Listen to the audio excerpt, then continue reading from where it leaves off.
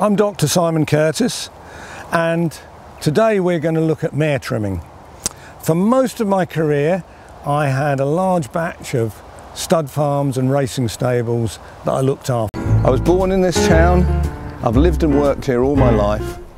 Welcome to my Newmarket. Hey, I've got your attention, haven't I? If I haven't got anybody else's. So, all the foals have been born now on the stud farm because we're the middle of June. They're still with their mothers. None of them have been weaned. Some of them have gone home. But on this stud, there's still about 70 or 80 foals. I trim them every Wednesday morning, but I no longer do the mares.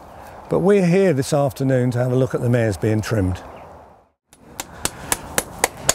So we're with James Coburn today and his team, and we're out on a stud farm. And although most of the mares are trimmed, because they don't get a lot of wear, some mares need shoes for soundness. This mare doesn't cope with being barefoot, so she's getting a pair of light shoes on. And as you can see, James is now nailing her up. Okay, James, so 18 months ago, when I really cut down, you took over a few of my stud farms, didn't you? Yes. This one in particular. So now you already had a successful business, now you've got a big successful business. And how is the stress of that during Royal Ascot Week? During Royal Ascot Week, it's definitely a stressful situation. We've had 8-9 runners for various different trainers. It's always a stressful week, but thankfully we're starting to wind down a bit in the stud side of things a little bit, so it makes things a little bit easier. But hopefully by tomorrow we may well have that elusive Royal Ascot winner, so I'd be a lot happier if that was the case. But we'll just wait and see.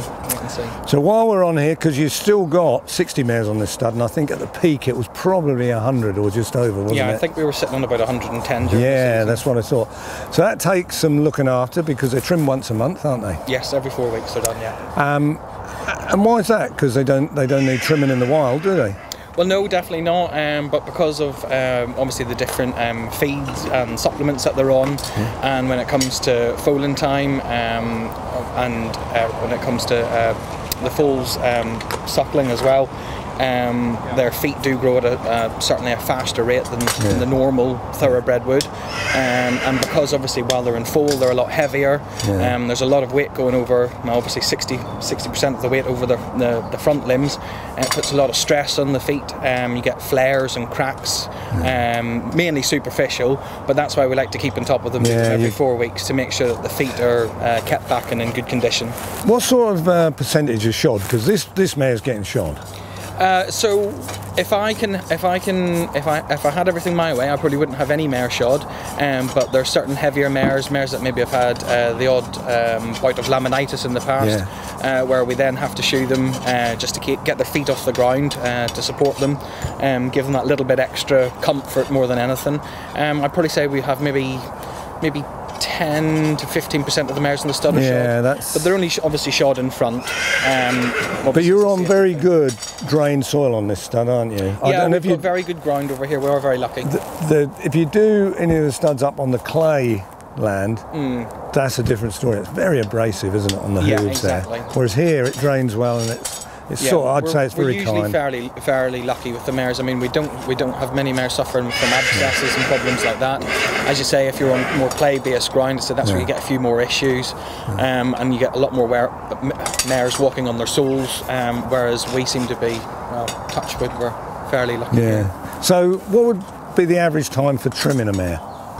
So, majority of studs that I go to and I deal with will have the mares trimmed every 4 weeks. No, but I mean, how long does it take you to trim one? Oh, to trim a mare? Oh, the average time to trim a mare would probably be about 6 to 7 minutes, I would say.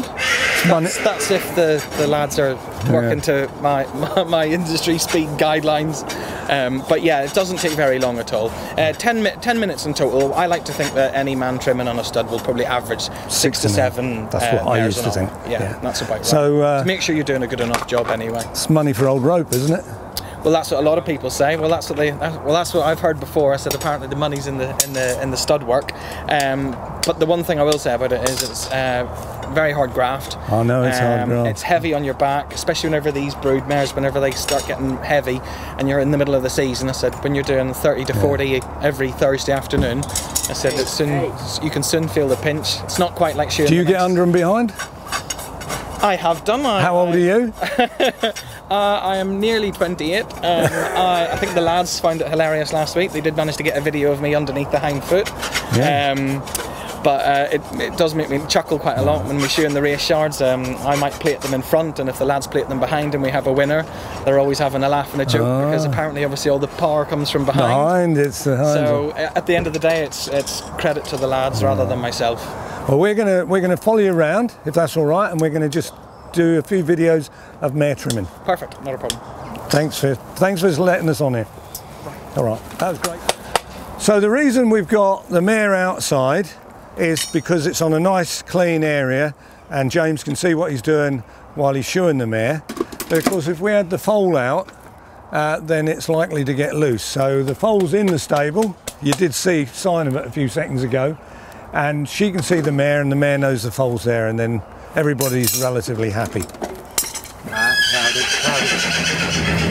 Apart from the foal disappeared. So you can see behind me we have a mare that is obviously not a thoroughbred. This is what us in Suffolk call a Norfolk thoroughbred. So it's a cob, but she's a foster mare. Because sadly, some mares may die in foaling, or some mares are ill and can't look after the foal, or probably the saddest thing of all is some mares actually turn on their foals and they have to be taken away for safety. So then we have foster mares brought in, and I know on this stud farm this year we had 3 foster foals. Now when I started, if there was a foal lost a mother, the foal had to be hand fed for months.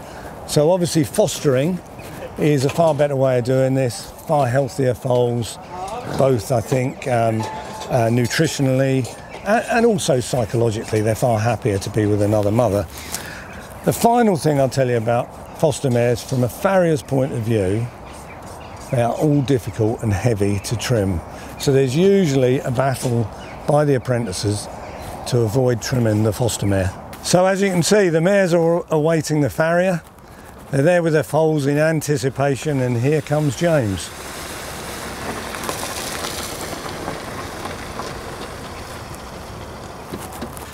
These are very healthy horses, and it's the summer, so they're growing foot quite rapidly. So no, that would be about right. There should be about 3/8 of an inch, which is, I suppose, 10 mil growth per month. But you can see how well they're kept. I mean, these mares have very few blemishes in their hooves.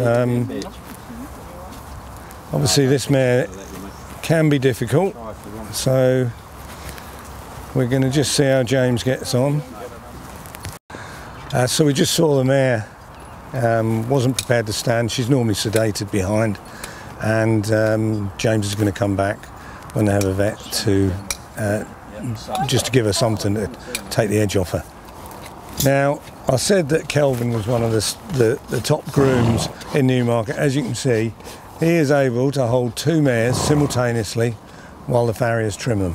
So this was us looking at mare trimming and shoeing on a stud farm here in Newmarket. If you've any questions or any comments to make, then put them in the box below. Also, if you like this, then please subscribe to my channel. It's alright, a bit more impressed. I've done. Liam, there you are, another hind foot. Another hind foot. Like my 6th in 2 weeks. James, thank you so much for showing us your work here on the stud farm. You're very welcome. It's been great to answer questions and just let us see your work. Not a problem. So we'll catch up with you at another point. Perfect, thank you very much. All right, thanks James.